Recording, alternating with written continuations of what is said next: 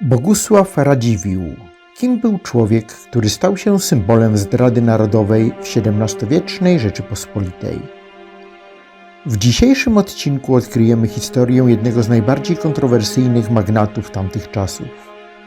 Jego wzloty, upadki i dziedzictwo, które pozostawił po sobie.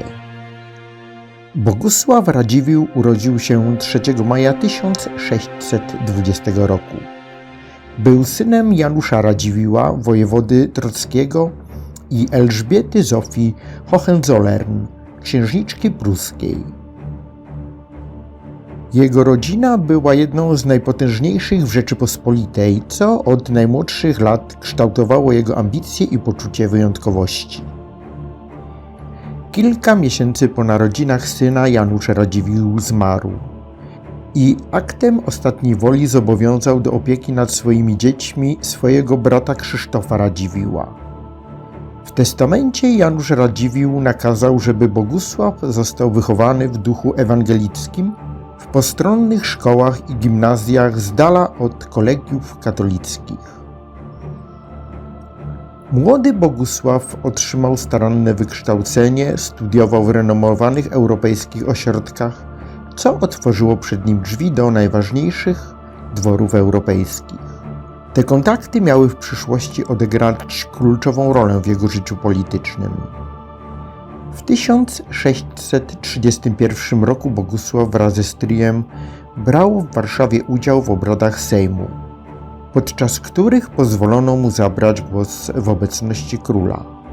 W latach 1633–1634 powrócił do nauki do Wilna, później przeniósł się do Kejdan. W marcu 1636 roku młody Radziwiłł wyjechał do Wilna i został dworzaninem Władysława IV Wazy.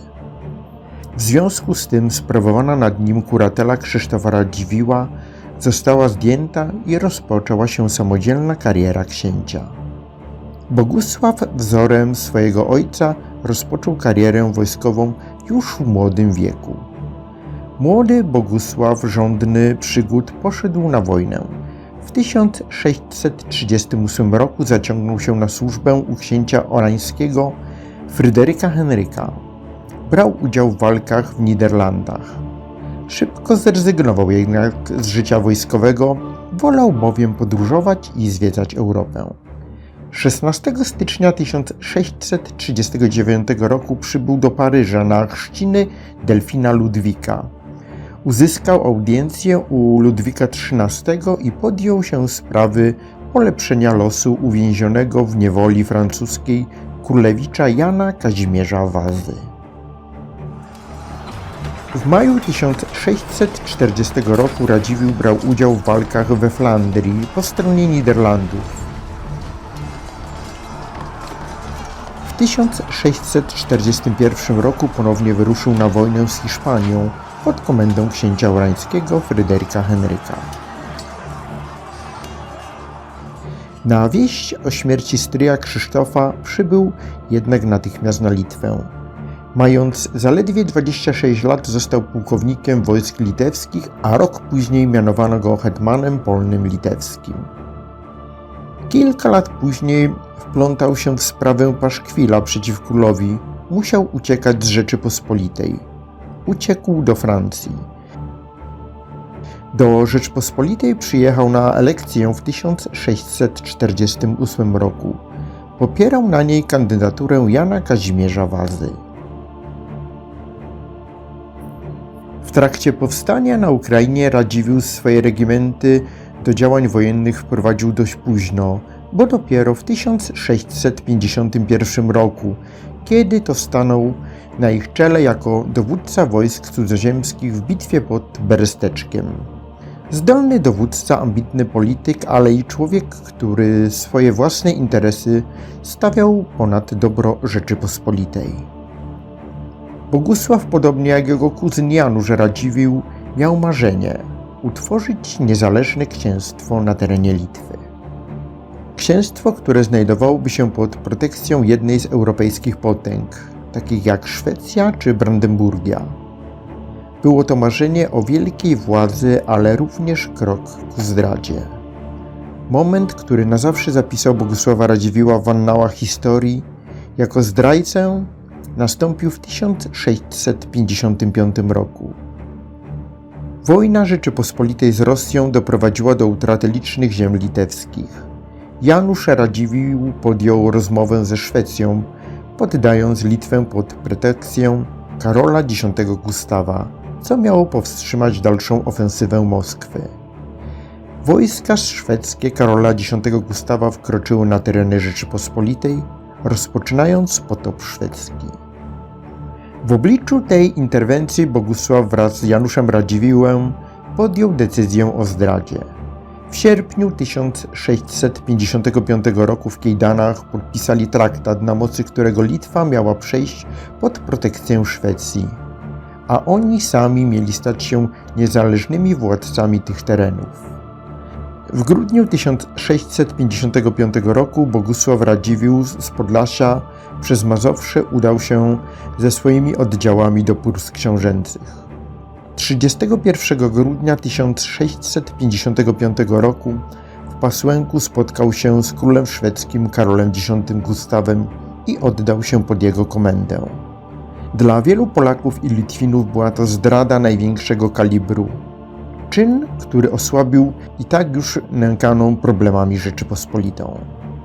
Zdrada Radziwiłłów miała dalekosiężne konsekwencje. Bogusław był wytrawnym politykiem, szybko potrafił zmienić obóz.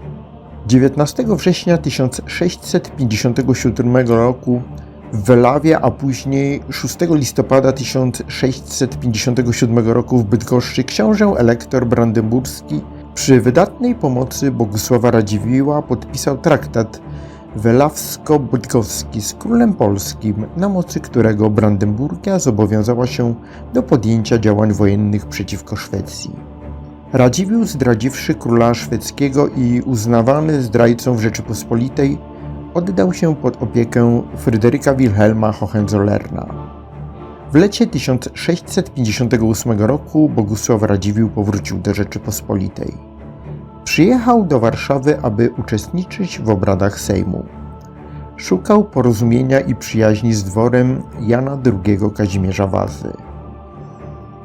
Zawarł sojusz polityczny ze swoim dotychczasowym wrogiem Krzysztofem Pacem przeciwko Pawłowi Sapiesze, który skonfiskował jego majątność na Litwie i zablokował jego kandydaturę na hetmana w miejsce Wincentego Gosiewskiego.